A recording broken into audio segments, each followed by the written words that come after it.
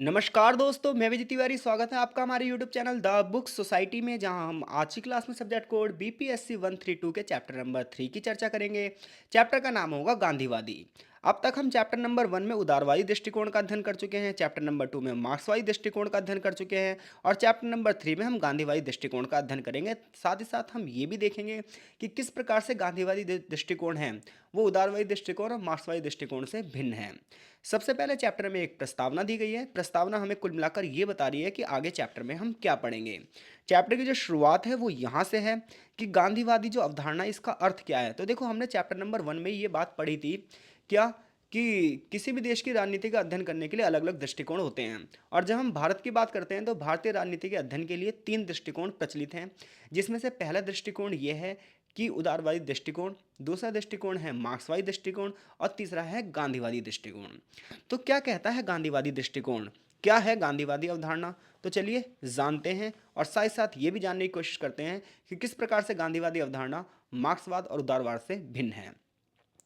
तो जब हम गांधीवादी अवधारणा की बात करते हैं तो ये महात्मा गांधी से जुड़ी हुई है।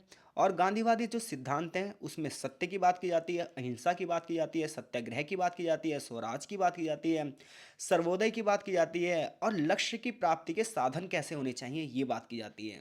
गांधीवादी जो अवधारणा है वो राम राज्य की स्थापना की बात करती है, जहाँ पर राम राज्य का अर्थ एक ऐसे राज्य का है जिसमें सभी लोग मिलकर डिसीजन लेंगे, उनके ऊपर कोई एक बड़ी सत्ता नहीं होगी, हर गांव में अपनी एक ग्राम सभा होगी। दूसरी बात यह है कि अहिंसा का मतलब क्या है। तो अहिंसा का मतलब यह है कि दूसरे व्यक्ति को ना शारीरिक रूप से और ना ही मानसिक रूप से आप किसी प्रकार की चोट पहुंचाओगे। यानी कि किसी दूसरे व्यक्ति को ना मानसिक रूप से ना शारीरिक रूप से आप चोट पहुंचाओगे, यही अहिंसा का सबसे बड़ा धर्म है। इसमें अपने आप को नुकसान पहुंचाने की बात की है, लेकिन अपने आप को नुकसान पहुंचाने का मतलब ये नहीं है कि आप अपने आप को चोट पहुंचाएं। अपने आप को नुकसान पहुंचाने का मतलब है आप उपवास करेंगे, आप अनशन करेंगे और सामने वाले के हृदय को परिवर्तित करेंगे। यानी कि उपवास रखकर अपने आप को नुकसान पहुंचाना है और सामने वाले के हृदय को क्या कर लेना है, जीत लेना है। उनके वो ये कहते हैं कि जब आप कोई विरोध कर रहे हो तो उसमें आज्ञा उल्लंघन होना चाहिए। यानी कि गवर्नमेंट के ऊपर आपको अगर प्रेशर करना है तो सबसे पहले क्या है कि गवर्नमेंट की जो आज्ञाएं हैं, उनके जो ऑर्डर है, आप उन्हें मत मानो। इसलिए गांधी जी ने सविनय अवज्ञा आंदोलन भी बड़े पैमाने पर चलाए हैं। तो जब भी आप गांधीवादी सिद्धांतों की बात करोगे तो उसमें किस चीज़ की बात करोगे, सत्य की बात करोगे, अहिंसा की बात करोगे, सत्याग्रह की बात करोगे, सर्वोदय की बात करोगे। और अहिंसा का मतलब क्या होगा, अहिंसा का मतलब ये होगा कि किसी व्यक्ति को ना तो आप शारीरिक रूप से और ना ही मानसिक रूप से नुकसान पहुंचाओगे, बल्कि नुकसान किसको पहुंचाओगे, खुद को। लेकिन खुद को कैसे नुकसान पहुंचाओगे, उपवास के माध्यम से। इसके अलावा गांधी जी जो कह रहे हैं वो नागरिक कानूनों की बात कर रहे हैं, नागरिक संस्थाओं की बात कर रहे हैं। वो अहिंसा के प्रयोग से नैतिक मूल्य समाज में स्थापित करना चाहते हैं। गांधीवादी अवधारणा का जो अंतिम लक्ष्य है वो लक्ष्य है स्वराज की स्थापना करना, जहां स्वराज का अर्थ है कि खुद का शासन होना चाहिए। उनका मानना है जिस दिन स्वराज की स्थापना होगी उसी दिन राम राज्य की स्थापना होगी, भाईचारा बढ़ेगा समाज में, शांति होगी, सद्भाव होगी, सब लोग एक साथ होंगे। गांधी का जो राम राज्य है वो एक ऐसा आदर्श समाज है जहां लोग स्वयं कानून बनाएंगे, जहां लोगों का स्वयं का शासन होगा, जहां पर ग्राम पंचायतें होंगी, जहां पर ग्राम सभा का शासन होगा। तो ग्राम सभा के शासन में, ग्राम पंचायत के शासन में ज़्यादा से ज़्यादा लोग पार्टिसिपेट करेंगे। ऐसे में जो सरकार की भूमिका है वो बहुत कम होगी, क्योंकि जो राज्य है वो सिर्फ और सिर्फ इंटरनेशनल पॉलिटिक्स को देखेगा, जबकि आंतरिक जो राजनीति है, आंतरिक जो राजनीति है, इंटरनल पॉलिटिक्स जो है, उसको पूरी की पूरी तरीके से ग्राम पंचायतें चलाएंगी। क्योंकि गांधी जी का मानना था भारत एक गांव वाला देश है। ऐसे में जब सारे गांव सक्षम होंगे, सारे गांव आत्मनिर्भर होंगे, तो देश अपने आप आत्मनिर्भर हो जाएगा।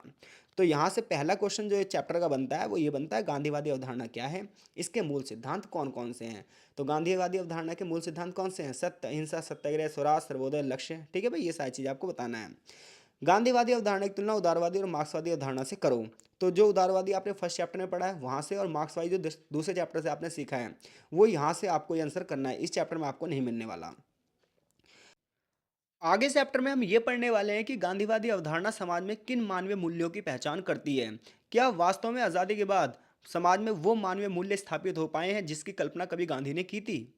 तो देखिए, जब हम इन चीज़ का अध्ययन करते हैं तो हमारे सामने एक बहुत बड़ा नाम आता है और वो नाम है रजनी कोठारी, जो कि भारत की सबसे प्रभावशाली राजनीतिक वैज्ञानिकों में से एक रही हैं और इन्होंने गांधीवादी अवधारणा का प्रयोग अपने लेखों में किया है। कुछ विद्वानों का ये मानना है कि जो रजनी कोठारी है उस पर गांधीवादी अवधारणा का इतना ज़्यादा व्यापक असर इसलिए हुआ है क्योंकि वो एक संस्था से जुड़ी हुई थी और उस संस्था का नाम था लोकायन। जो लोकायन संस्था थी ये गांधीवादी दर्शन पर आधारित संस्था है और लोकायन सदस्य होने के नाते रजनी कोठारी ने जितने भी लेख लिखे हैं उस पर गांधीवादी दर्शन का प्रभाव दिखता है। जैसा कि 1970 के दशक में जो उन्होंने लेख लिखे वो बहुत ज़्यादा पॉपुलर भी हुए हैं और उन लेखों में उन्होंने क्या करा है, उन्होंने भारतीय समाज का गहराई से अध्ययन किया है। उन्होंने व्यवस्थावादी उपागम को भी पढ़ा, उन्होंने उदारवादी उपागम को भी पढ़ा और उन्होंने ये देखा कि किस प्रकार से जो गांधीवादी समाज में मूल्य चाहते थे वो मूल्य स्थापित नहीं हो पाए हैं। ऐसे में उन्होंने गांधीवादी दर्शन का जो प्रयोग किया है ना, वो समाज की आलोचना करने के लिए किया है। मैं आपको एग्जाम्पल समझाता हूँ। जैसे कि गांधी ये चाहते थे कि भारत में एक ऐसे राज्य की स्थापना हो जहाँ पर छोटे छोटे उद्योगों, कुटीर उद्योगों, हाथों से बने सामान, मशीनों का ज़्यादा से ज़्यादा प्रयोग ना हो, क्योंकि मशीनें जो है वो बेरोजगारी को फैलाएंगी और भारत में मानवीय संसाधन बहुत ज़्यादा है, ऐसे में सभी को रोजगार मिलना चाहिए। लेकिन आज़ादी के बाद बड़े बड़े उद्योगों की स्थापना हुई, तो ऐसे में कहीं ना कहीं पूंजीपति वर्ग का उदय हुआ। तो ऐसे में जो गांधीवादी दर्शन था उससे भारत दूर होता चला गया। ऐसे में रजनी कोठारी अपने लेखों में यही कह रही हैं कि भारत में उन मानवीय मूल्यों की स्थापना नहीं हो पाई जिन मानवीय मूल्यों की सपना कभी गांधी ने देखा था। तो ऐसे में जो इनका लेख है ये कहीं ना कहीं भारतीय राजनीति में एक आलोचनात्मक दृष्टिकोण देता है। इसके साथ साथ इन्होंने मानव अधिकारों का मुद्दा उठाया, जनजातीय मुद्दे उठाए और इन्होंने देखा कि भारत में जो ऑर्गेनाइजेशन है उनका किस प्रकार से पतन हो रहा है। उन्होंने ये भी कहा कि भारत में ना व्यक्तिवादी नेताओं का उदय हो रहा है, यानी कि जिनका पार्टी से लेना देना नहीं है, केवल और केवल उनकी विचारधारा पर देश चल रहा है, लाइक डेट इंदिरा गांधी। तो इन्होंने ये देखा कि भारत जो है वो आज़ादी के बाद लोगों के विरुद्ध कार्य कर रहा है। तो ऐसे में राज्य के लिए एक ऐसे चेहरे की ज़रूरत है जो नए भारत की खोज कर सके, जो उस समाज की स्थापना कर सके जो जनता के हित के लिए है, क्योंकि भारत तो पूंजीवाद के अधीन कार्य कर रहा है। और ऐसे में अगर एक विकल्प है हमारे पास जिससे हम समाज की स्थापना कर सकते हैं, वो विकल्प कौन सा है? गांधीवादी अवधारणा, जो कि उनकी किताबों में दिखाई देता भी है। रजनी कोठारी के अनुसार भारत पर टेक्नोलॉजी का कब्जा है। हमारे यहाँ पर दो प्रकार के भारतीय हैं, एक जो लोकतंत्र पर अमीर लोगों ने कब्जा कर रखा है और दूसरे वादी हैं, जो दूसरे हैं वो जातिवादी हैं और भ्रष्ट लोगों के लिए हैं।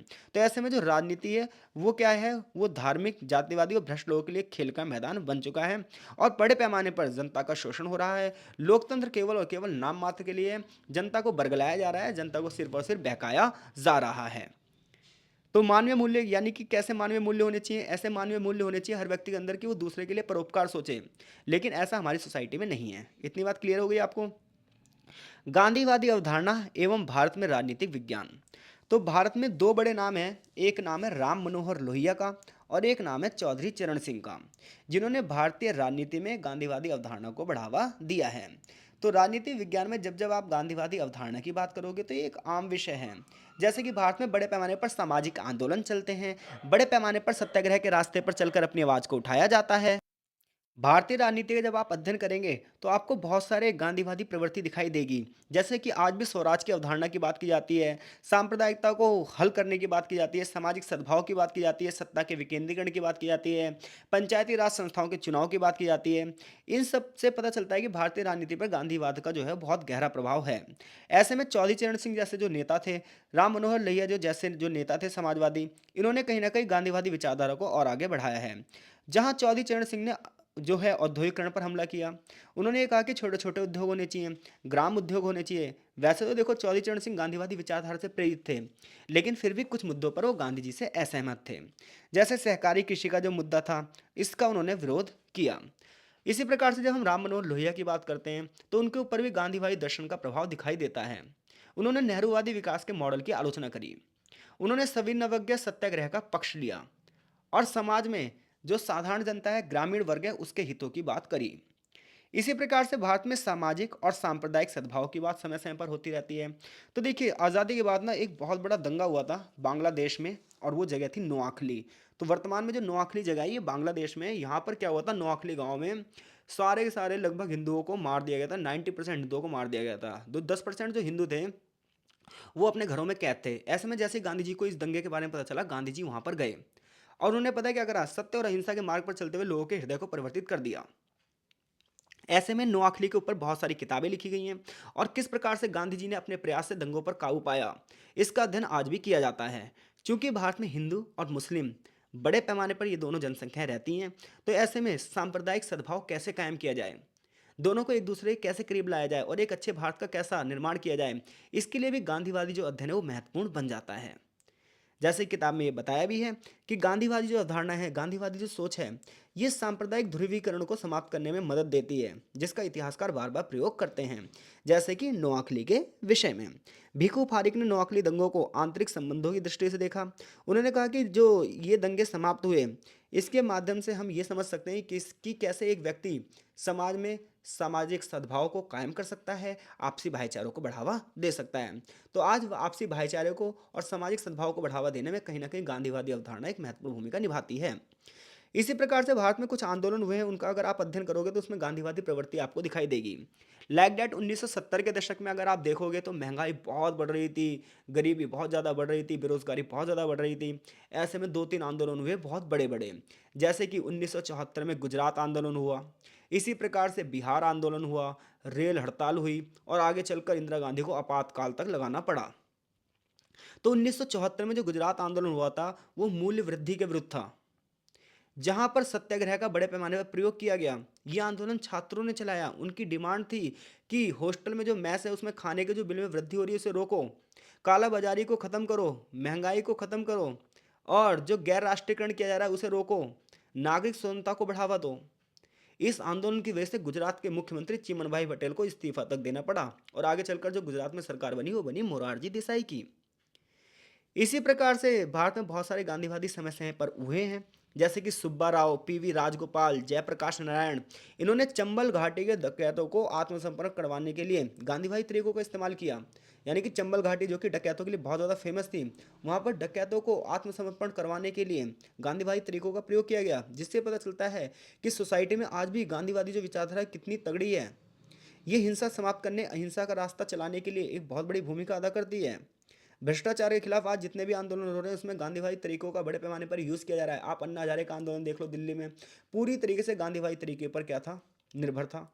इसी प्रकार से भारत में जो है मजदूरी, प्रवास, बंधुआ मजदूरी जैसे जो मुद्दे हैं वो गांधीवादी तरीके से ही हल किए गए हैं। 1990 से लेकर अब तक भारत में विभिन्न यूनियंस लगातार आंदोलन चला रही हैं, पदयात्रा करती हैं, धरने, चक्का जाम, भूमि सत्याग्रह करते हैं। तो इससे ये पता चलता है कि भारतीय सामाजिक व्यवस्था में गांधीवादी जो अवधारणा है किस प्रकार से गहराई तक है। भारतीय दलीय व्यवस्था का जब आप अध्ययन करोगे, कांग्रेस सिस्टम का जब आप अध्ययन करोगे, तो रजनी कोठारी के जो लेख हैं वो एशियन सर्वे में प्रस्तुत किए गए हैं, जिससे ये पता चलता है कि सरकार जमीनी स्तर पर काम नहीं कर रही है। नेहरूवादी काल में कांग्रेस पार्टी की सबसे बड़ी कमी यही थी कि वो गांधीवादी आदर्शों से दूर हो गई थी। जो भी जन आंदोलन चल रहे थे वो सब विधायिका के बाहर हो रहे थे, कोई ऑर्गेनाइजेशंस नहीं थे और जो बाहरी ताकतें वो अपनी जड़ें मजबूत कर रही थी। इसी प्रकार से देश में जितनी भी लोक नीतियाँ बनती हैं, पॉलिसीज़ बनती हैं, जितने भी लॉ बनते हैं, इस पर भी हमें गांधीवादी दर्शन का प्रभाव दिखाई देता है। जैसे कि आज़ादी के बाद जो 1977 में जनता पार्टी की जब सरकार बनी, तो जनता पार्टी की सरकार ने नेहरूवादी नीतियों के मॉडल को बदलने का प्रयास किया, क्योंकि जो नेहरूवादी मॉडल था वो साइंस और टेक्नोलॉजी पर आधारित था, वो बड़े बड़े उद्योगों पर आधारित था। तो ऐसे में जनता पार्टी की सरकार है वो एक ऐसा मॉडल चाहती थी जिसमें वो कृषि क्षेत्रों में इन्वेस्टमेंट करे, कृषि क्षेत्र में रोजगारों को बढ़ावा दें, भारत को एक ऐसा राष्ट्र बनाया जाए जो किसानों का हो। जबकि जो नेहरू थे वो नौकरशाहों का देश बना रहे थे, ये अमीर पूंजीपतियों का देश बना रहे थे। तो ये सब गांधीवादी नीतियों के प्रभाव आपको भारतीय राजनीति में दिखाई देते हैं, जिनका कुछ प्रयोग किया भी गया है, लेकिन बहुत सारी जगह ये आदर्श सिर्फ किताबों में खोखले बनकर रह गए हैं। तो गांधीवादी दृष्टिकोण को आज के टाइम पर आप देखोगे तो बहुत सारी किताबें लिखी गई हैं इसके लिए। जैसे कि एक किताब है post modern Gandhi and under SS, जो कि किताब लिखी है रुडोल्फ एंड रुडोल्फ ने। इसमें इन्होंने गांधी को उत्तर आधुनिकता का चिंतक बताया है। इसमें उन्होंने गांधी के पुराने जो विचार हैं उसको चुनौती भी दी है। उनकी राय में गांधी जी एक उत्तर आधुनिकतावादी थे, जिनके तर्कों को समझना और उसकी पहचान करना बहुत ज़्यादा ज़रूरी है। अगर आप गांधी जी की किताब हिंद स्वराज को पढ़ोगे, जिसमें या फिर एक किताब है माई एक्सपेरिमेंट विथ ट्रुथ को पढ़ोगे, तो आपको पता चल जाएगा कि गांधी जी किस प्रकार से सत्य और अहिंसा के माध्यम से राजनीति चलाना चाहते थे और समाज में वो सत्ता का बंटवारा भी चाहते थे, सत्ता का विकेंद्रीकरण भी चाहते थे। क्योंकि उनका मानना था अगर अधिकारों का स्रोत एक ही जगह हो गया, सारी की सारी सत्ता अगर एक ही जगह हो गई, तो समाज में ना सामंजस्य स्थापित करना बड़ा मुश्किल हो जाएगा और ऐसे में एक तानाशाह राज्य की स्थापना होगी।